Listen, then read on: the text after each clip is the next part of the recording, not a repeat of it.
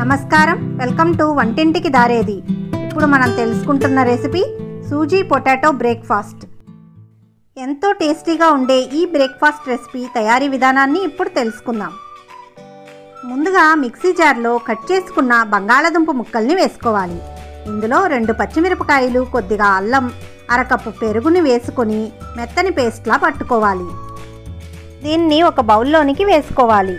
ఇందులో సరిపడా ఉప్పును వేసి కొద్దిగా సూజీని వేసుకొని బ్యాటర్లా కలుపుకోవాలి. మూతను ఉంచి 15 నిమిషాలు పక్కన పెట్టాలి. స్టవ్ వెలిగించి మందపాటి గిన్నెను ఒకదాన్ని పెట్టుకొని 2.5 గ్లాసుల నీళ్లను పోసి వేడి చేసుకోవాలి. పిండిని బేక్ చేయటానికై ఒక బౌల్లో ఆయిల్ని అప్లై చేసుకొని పక్కన ఉంచుకోవాలి. 15 నిమిషాలు అయ్యింది.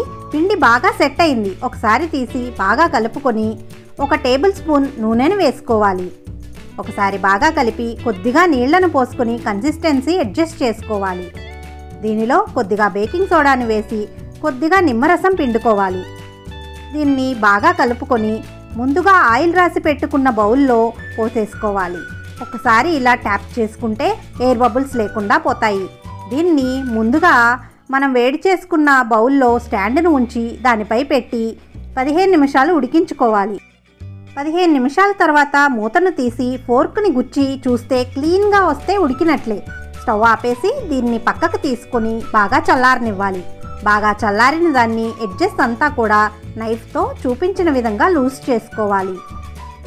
దీన్ని ఒక ప్లేట్ పైకి తిప్పి చూపించిన విధంగా ట్యాప్ చేయాలి. ఇలా ఊడి వచ్చేస్తుంది.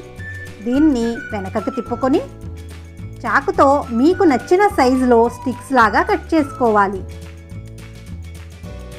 ఇలా కట్ చేసుకున్న వాటన్నింటినీ ఒక ప్లేట్లో పెట్టేసుకోవాలి.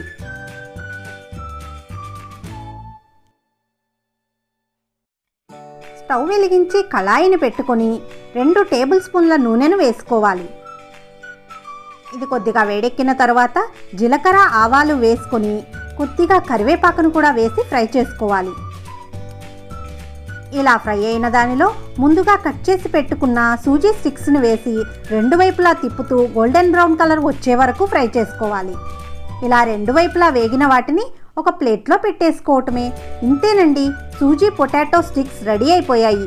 ఈ బ్రేక్ఫాస్ట్ చాలా టేస్టీగా ఉంటుంది. ఒక్కసారి మీరు కూడా ట్రై చేసి చూడండి.